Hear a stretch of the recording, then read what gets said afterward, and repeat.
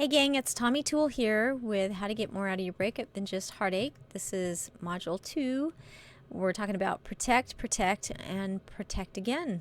This is the module on protecting the kids. Actually, this is just a lesson on protecting the kids. So not that you need a lesson on how to protect your children, but this is sort of some of the things that might come up that you may not have anticipated, that once you are divorced, that these are some of the issues that you may encounter. So I thought I would share what I know with you about that. So make your kids your priority, but remember to take care of you. So nobody needs to tell you to make your kids a priority, but what you do need to be reminded about is to remember to take care of yourself. You just aren't as effective unless your battery is recharged and you have your needs met. So that's all I want to say about that, and just remember to take care of yourself. And the best way you can take care of your kids, I've got some strategies for that here, and some things I want to share with you in just a second here. I'll get to that. And so here we go. Let's talk about how you can protect the kids and some of the issues that might come up. So one of the very first things that you're going to have to work out is visitation. So I suggest getting your visitation structured immediately. And this is hard because the children, they're not divorcing the parents. They're not the ones divorcing, the parents are. So just definitely try to work this out. And I always found that the parent who leaves, it takes them a little time to get set up and have kids and get everything they need so that the kids have what they need too. So I wouldn't, necessarily force that on that parent.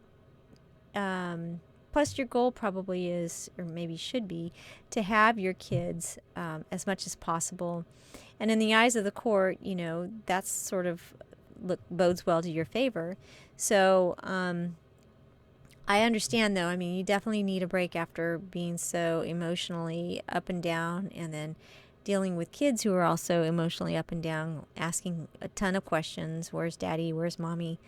You're going to need your break, too, because you're going to have your breaking point, and you'll need to recharge. But, the thing that I would really do is I recommend getting a calendar immediately and recording all the times that you have the children, all the times that your visitation has changed to accommodate the other spouse. Those are the things that you really want to take note of and capture, because you're trying to set some sort of normalcy and stick to a structured program. And if that spouse keeps changing things on you last minute, it's not fair to you, and it's not fair to the kids. And it just shows that their priorities aren't where they need to be. And that won't look well in the court. So keep track of that, because that could go to work in your favor. All right. So Disneyland mom, Disneyland dad, don't spoil the kids out of guilt. So I have to tell you a little story.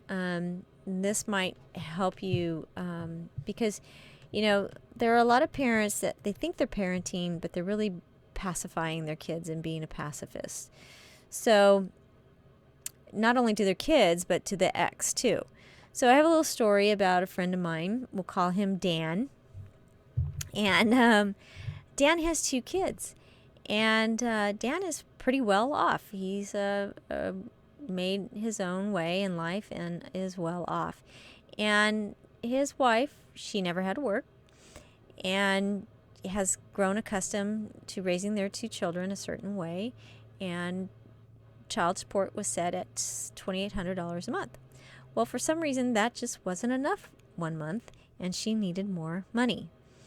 She still hadn't had a job yet, was looking at having to sell the house that he had to move out of so that she could have and keep the girls. But for whatever reason, was not managing the money properly. No big surprise.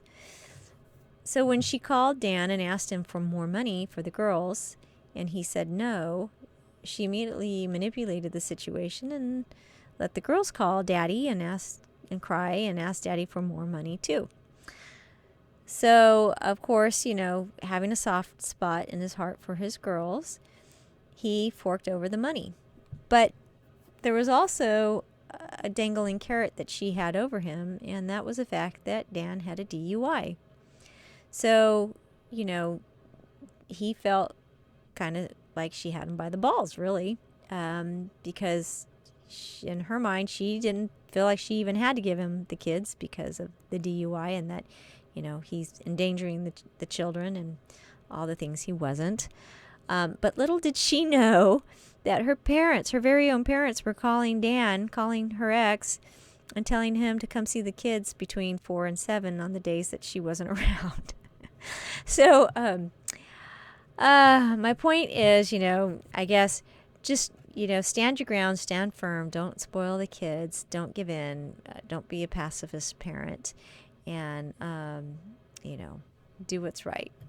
So, hopefully, $2,800, man. I know people who are on Social Security that make half that, and they make that work too. All right, the next one is things you can do when your kids are sick and they're not with you, though. They're with the ex. This is a hard one because, you want to be there when your kids are sick. You want to be the one to take care of them. So when this happened to me, my son was with his dad and had a high fever, and I didn't know about it. I wasn't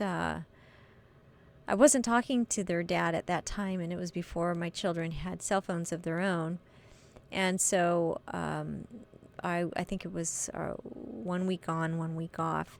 But my son had called me from home one morning. He was homesick and said he'd been sick for a few days and was home all by himself. And at this point, my son was, I think, 8 or 9. And he explained to me his symptoms, and he was throwing up and with a high fever, and Dad was working until the afternoon.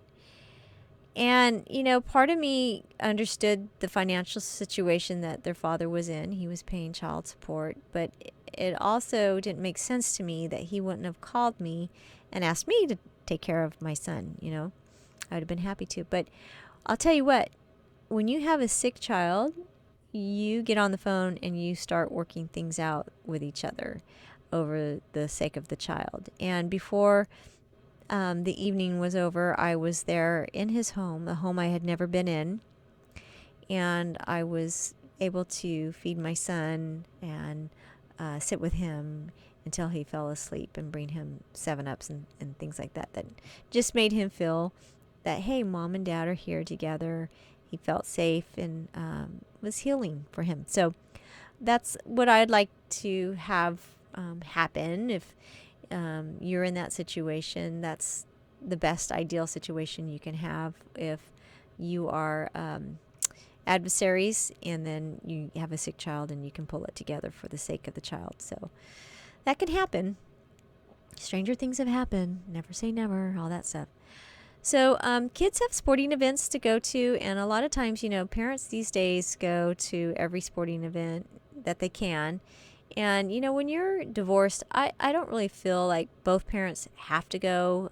If, as long as there's one parent there representing the child or there in case the child gets hurt, I think that's good enough. I don't think that you have to force yourself to go. And back in the day when mine were doing this, I felt like I should be there. So I've changed my mind about that. I don't think that, you shouldn't feel too guilty if one of the parents are there to take care of the kids.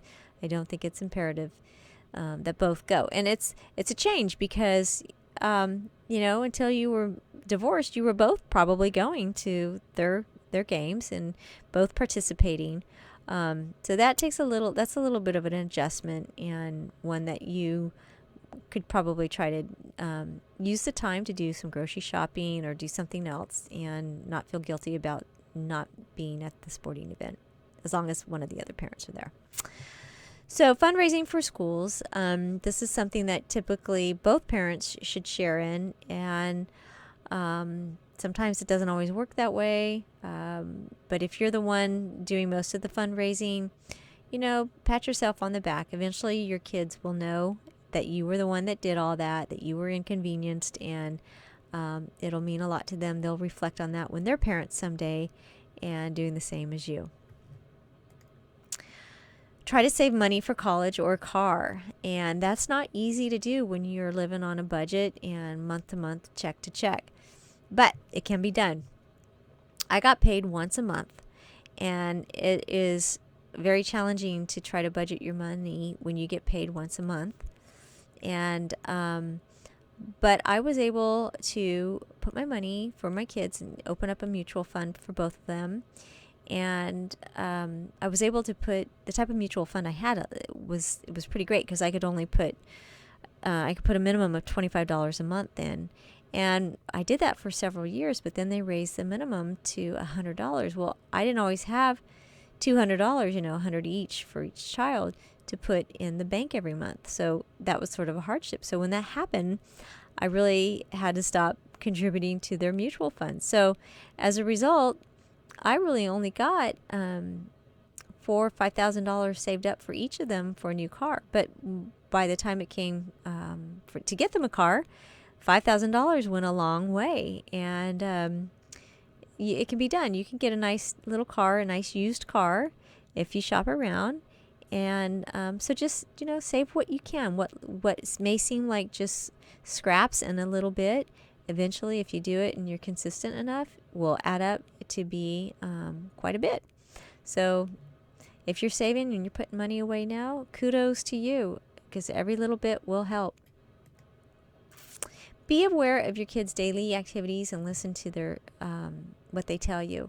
A lot of times kids are in the dynamics of their household with your ex changes, and mine it kind of changed every other year because my ex seemed to have a new partner or spouse every other year with kids and all that. So that was really challenging. And so there are things that you need to listen to. Your kids, you need to listen to how they're being treated at home in that environment if there's other children. I didn't have other children, so it was pretty much when my kids came home, they were the only kids there. So that is something that you should pay attention to, because you just never know what these other children are going through. If they have anger issues, if they're the same age but different sexes as your children, things that can look weird probably are. So listen to your kids and pay attention. So from the toolbox, just a reminder, there's a fine line really between protecting your children and meddling in your ex's life. But, follow your gut, because if something doesn't sound right and you feel like you need to explore it a little more, then do so. And if you have to take action, do what's necessary legally. So that's it on this chapter on how to get more out of your breakup and protecting your kids. So I'll see you in the next chapter on how to get more out of your breakup, on protecting, I believe the next one is your environment or your assets. I can't remember which one, but I will see you over there. Okay, see you then.